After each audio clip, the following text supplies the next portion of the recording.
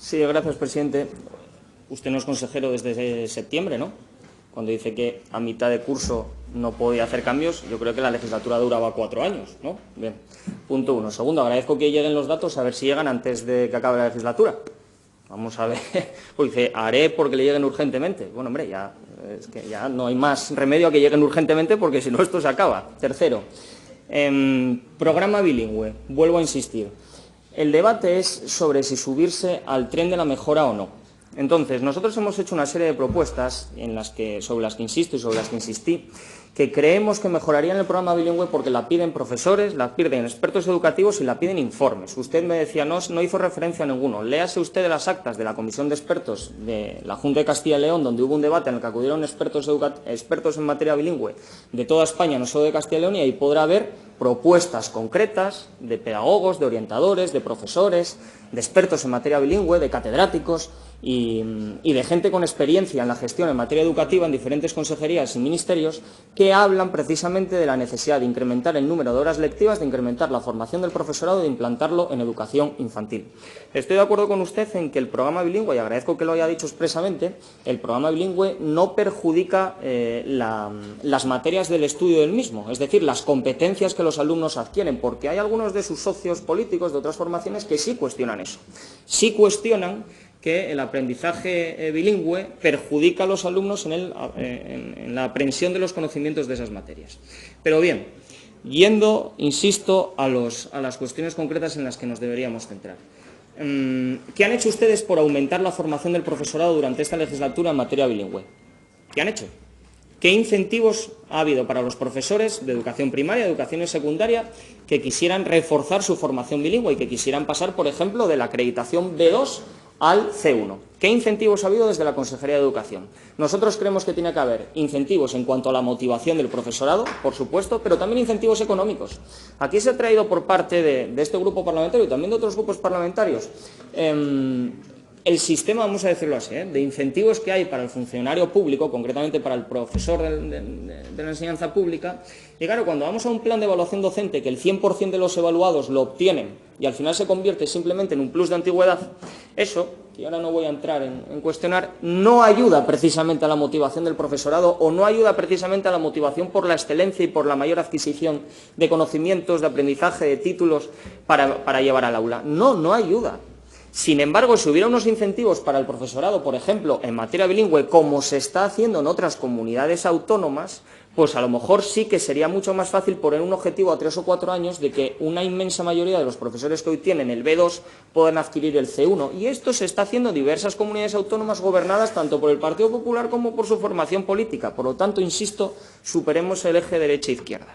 Segundo, la implantación de educación infantil. Es casi unánime los beneficios que esto trae. Es casi unánime. Usted, por cierto, peleó y pelea por la implantación de educación infantil del asturiano. Y yo no me opuse a eso.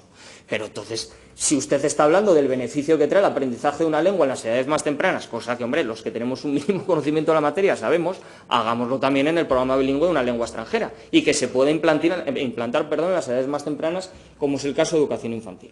Y respecto al número de horas lectivas, se ponga como se ponga, y lo quiera decir como lo quiera decir, que con un mínimo de 2 horas a la semana se hable de programa bilingüe, no es serio. No suena ni tan siquiera serio, porque no lo es.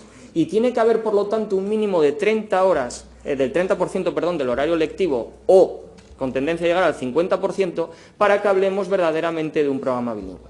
Y para que hablemos verdaderamente de alcanzar la excelencia en el aprendizaje de otro idioma y que luego, por cierto, podamos evaluar con datos objetivos y concretos. Y para eso, las acreditaciones de nivel al final de cada etapa, que también se están haciendo en otras comunidades autónomas, ayudaría a evaluar si verdaderamente el aprendizaje del inglés es el idóneo. Porque un alumno que hoy está en educación primaria está recibiendo 2 horas a la semana en inglés y usted dice, no, pero está teniendo una adquisición de conocimientos y de competencias seria y nosotros tenemos informes que así lo evalúan, pero ¿por qué no tenemos una prueba de nivel al final de educación primaria para que ese alumno acredite que ha adquirido el nivel A2 o B1 de inglés? ¿Por qué no? ¿Le generamos estrés al alumno estas cosas que hemos escuchado en este fantástico gobierno del señor Sánchez y su ministra de Educación? ¿Generamos estrés al alumno? ¿Qué es lo que pasa? ¿Me quiere decir usted que un alumno de cuarto de la ESO que recibe 2 horas a la semana en inglés, 2 horas, del programa bilingüe. No se puede hacer una prueba de nivel al final de la etapa para que pueda acreditar el nivel B1, el nivel B2 y acabe y obtenga el título de la ESO y el nivel B2 de la ESO, que luego le van a pedir para cualquier trabajo el día de mañana, da igual que vaya por universidad, por formación profesional, hasta para matricularse en un máster le van a pedir un B2. Es que ahora mismo para cualquier trabajo ya es un papel que tienes que llevar adjunto a tu currículum. ¿Por qué no se facilita que se pueda acreditar el nivel B2, nivel B1 en primaria, el nivel C1 en bachillerato al final de la etapa? ¿Por qué no se firman convenios con la Escuela de Idiomas para que eso se pueda acreditar? Cosa que se está haciendo en otras comunidades autónomas.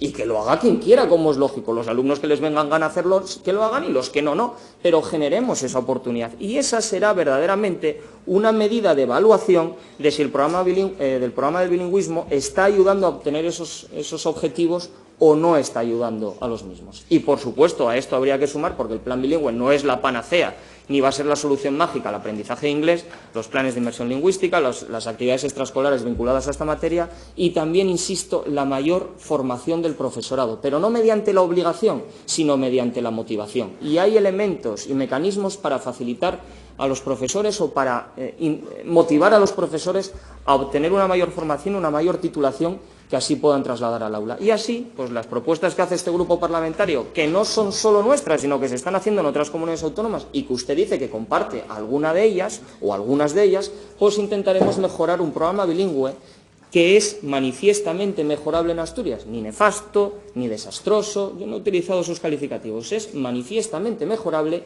y si uno mira las comunidades autónomas vecinas o no tan vecinas y ve lo que están haciendo, podremos copiar sanamente lo que está funcionando bien.